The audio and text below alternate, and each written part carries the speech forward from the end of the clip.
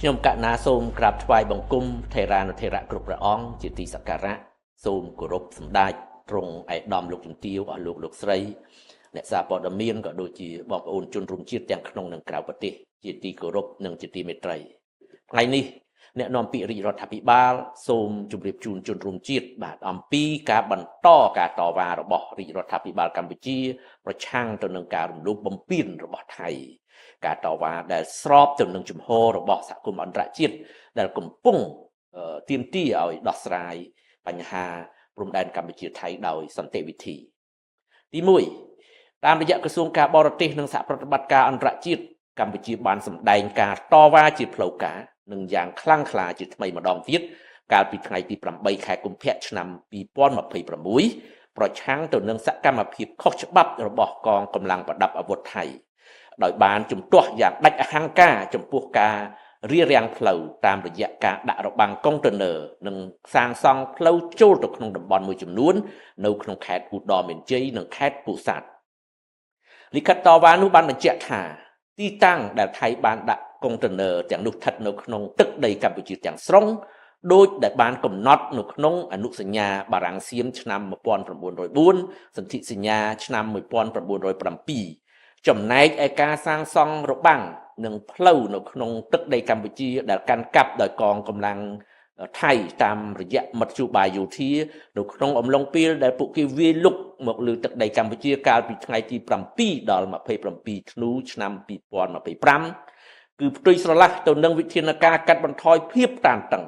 ដែលបានព្រមព្រៀងគ្នាក្នុងចំណុចទី1នៃសេចក្តីប្រកាសរួមកិច្ចប្រជុំពិសេសលើកទី3របស់គណៈកម្មាធិការព្រំដែនទូទៅ GBC ថ្ងៃ27ធ្នូឆ្នាំ2025សកម្មភាពអស់ទាំងនេះបានរារាំងបន្ថែមទៀតដល់ការវិលត្រឡប់ដោយសុវត្ថិភាពនិងថ្លៃថ្នូររបស់ប្រជាពលរដ្ឋភាគសឹកកម្ពុជាទៅកាន់ផ្ទះសម្បែងនិងទ្រព្យសម្បត្តិរបស់ពួកគេហើយវាជាការប៉ុនប៉ងដោយចេតនាក្នុងការកំណត់ឡើងវិញនៅបរិយាកាសសន្តិសុខនិងបង្កើតស្ថានភាពថ្មីនៅលើទីតាំងជាក់ស្ដែងក្នុងការកំណត់តំបន់ស្ថិតក្រោមការកាន់កាប់ដោយខុសច្បាប់របស់ប្រទេសថៃដែលជាការរំលោភទៅលើគោលការណ៍ជាមូលដ្ឋាននៃធម្មនុញ្ញអង្គការសហប្រជាជាតិនិងធម្មនុញ្ញអាស៊ានទី2ក្រសួងវប្បធម៌និងវិចិត្រសិល្បៈកម្ពុជាកាលពីថ្ងៃទី8ខែកុម្ភៈឆ្នាំ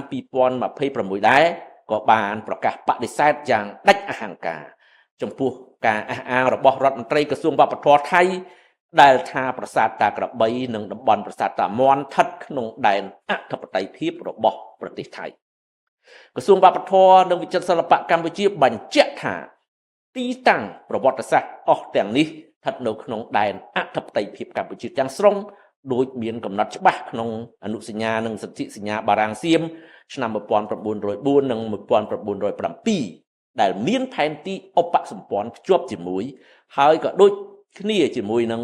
មូលដ្ឋានផ្លូវច្បាប់ដែលតុលាការយុត្តិធម៌អន្តរជាតិ ICJ បានប្រើប្រាស់កាលពីឆ្នាំ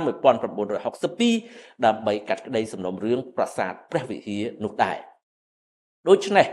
ការទាមទារដោយប្រើផែនទីឯកតោភាគីដែលច្បាប់អន្តរជាតិមិនទទួលស្គាល់គ្មានតម្លៃផ្លូវច្បាប់ដែលអាចយកមកលុបលើសន្ធិសញ្ញាទ្វេភាគីបានឡើយ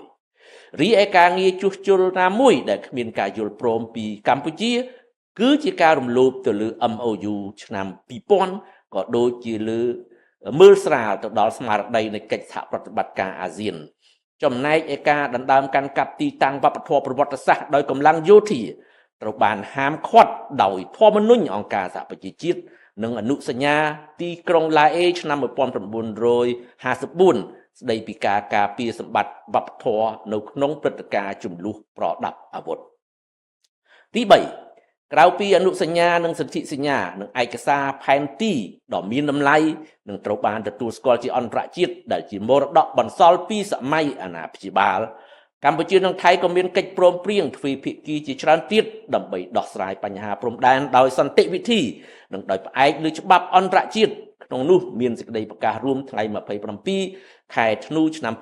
2025គឺជាកិច្ចព្រមព្រៀងចុងក្រោយមួយដែលភាគីទាំងពីរបានឯកភាពគ្នាប្រគល់តួនាទីឲ្យគណៈកម្មការចម្រុះខណ្ឌសីមាព្រំដែន JBC ដើម្បីបន្តការងារវាស់វែងរបស់ខ្លួនសម្រាប់ កំណត់ខ្សែព្រំដែនអន្តរជាតិរវាងកម្ពុជានិងថៃទី4